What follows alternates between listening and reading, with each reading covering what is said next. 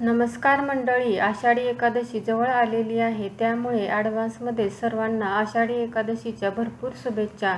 आषाढी एकादशीला आपण उपवास करत असतो, त्यावेळेस खिचडी तर झालीच पाहिजे. इथे मी अगदी मोकळी अशी खिचडी कशी बनवायची त्यासाठी इथे व्हिडिओमध्ये भरपूर टिप्स दिलेले आहेत, त्यामुळे व्हिडिओ स्किप न करता शेवटपर्यंत नक्की पहा.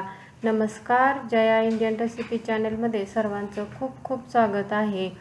साबुदाणा खिचडी ही म्हणजे सर्वांनाच आवडते, पण ती चिकट झाली किंवा अशी मोकळी झाली नाही तर खाऊ वाटत नाही. इथे मी 1 वाटी साबुदाणा घेतलेला आहे. हा साबुदाणा स्वच्छ निवडून घेतलेला आहे, जेणेकरून याच्यामध्ये जे खडे असतील ना ते काढून घ्यायचे आहेत. बरोबर 1 वाटी साबुदाणा एका डब्यामध्ये टाकून आता आपल्याला हा व्यवस्थित धुवून घ्यायचा आहे. साबुदाण्यामध्ये भरपूर असा स्टार्च असतो, त्यामुळेच आपली खिचडी आहे ना ती चिकट होते. म्हणून काय करायचं आहे, याच्यामधला जेवढा शक्य असेल ना तेवढा स्टार्च आता आपण काढून घ्यायचा आहे. त्यासाठी हलक्या हाताने चोळून अशा पद्धतीने हा साबुदाणा धुवून घ्यायचा आहे. आणि ते बघू शकता, हे जे पाणी आहे ना खूप जास्त पांढरट झालेलं आहे, म्हणजे या साबुदाणामधलं स्टार्च या पाण्यामध्ये निघून गेलेलं आहे. आणखी मी 2 वेळा अशाच पद्धतीने धुवून घेणार आहे. जेवढं जास्त वेळा धुईल ना तेवढं याच्यामधला स्टार्च निघून जाईल. इथे मी 3 वेळा साबुदाणा स्वच्छ धुवून घेतलेला आहे. आपल्याला हा साबुदाणा भिजायला ठेवायचा आहे, त्यासाठी अगदी योग्य असं पाणी ओतलं पाहिजे.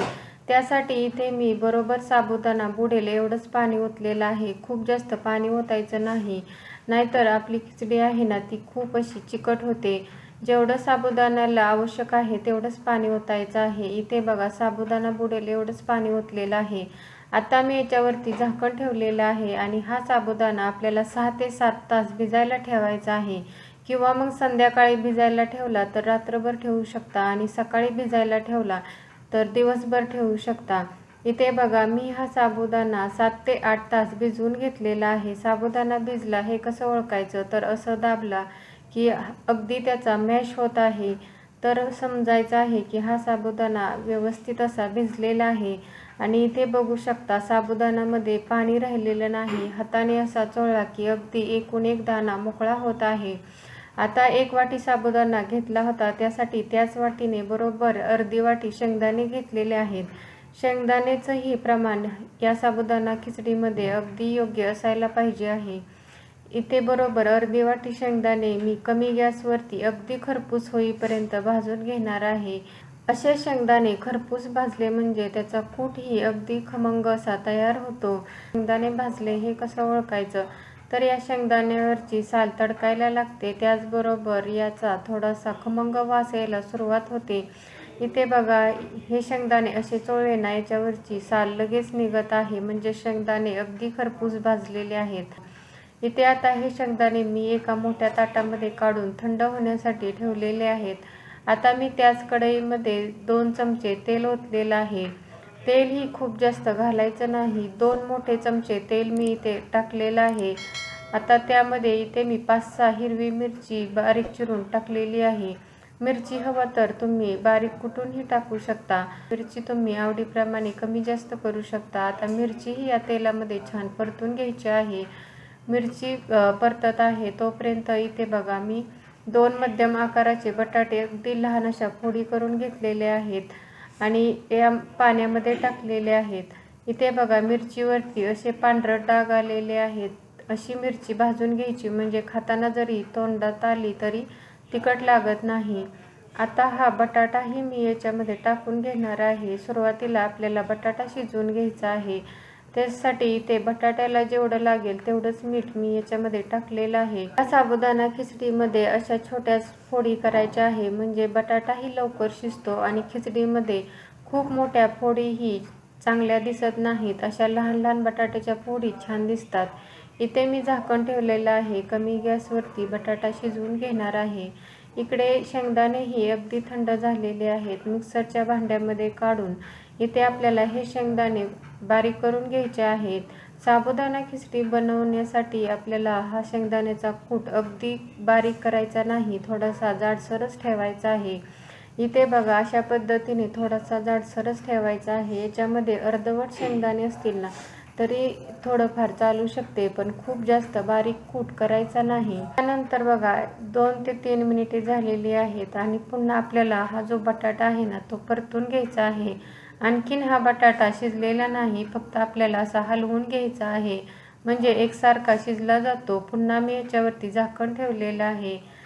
झाकण ठेवल्यापासून 3-4 मिनिटे झालेली आहेत. आता मी याच्यावरचं झाकण काढलेलं आहे आणि पुन्हा आपल्याला हा बटाटा असा हलवून घ्यायचा आहे.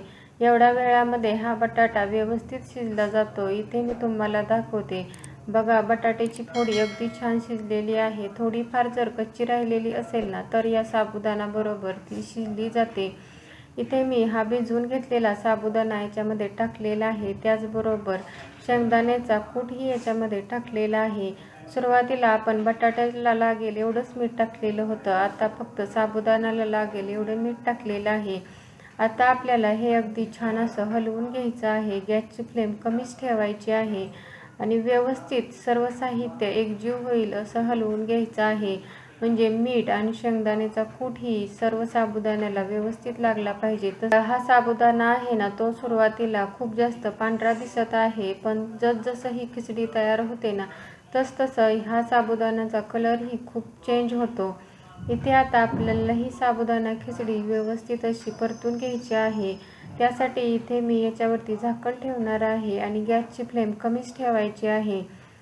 3 ते 4 मिनिटानंतर आता मी याच्यावरचं झाकण काढलेलं आहे आणि पुन्हा आपल्याला ही खिचडी आहे ना अशी हलवून घ्यायची आहे. म्हणजे खालची बाजू वर आणि वरची बाजू खाली करायची आहे, म्हणजे खिचडी एकसारखी अशी व्यवस्थित शिजली जाते.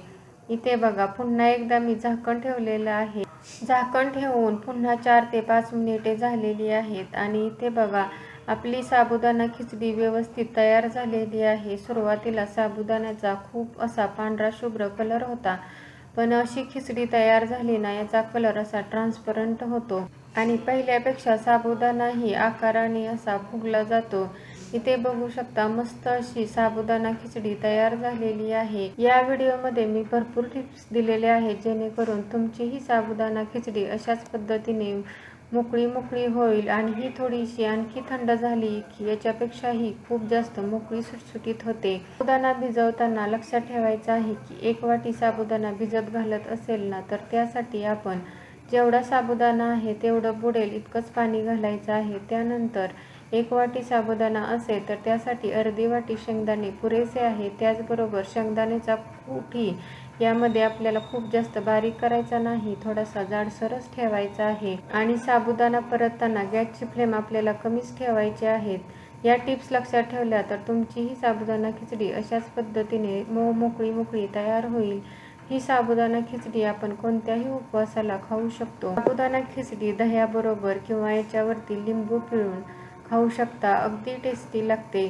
तुम्हाला जर ही रेसिपी आवडली असेल तर व्हिडिओला लाईक करा, शेअर करा. चॅनलवरती नवीन असाल तर प्लीज चॅनलला सबस्क्राईब करा. त्याच्या शेजारी जे बेल आयकॉन आहे तेही प्रेस करा, म्हणजे नवीन व्हिडिओचं नोटिफिकेशन भेटेल.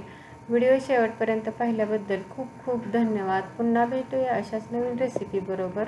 तोपर्यंत मस्त खा, हेल्दी रहा. नमस्कार.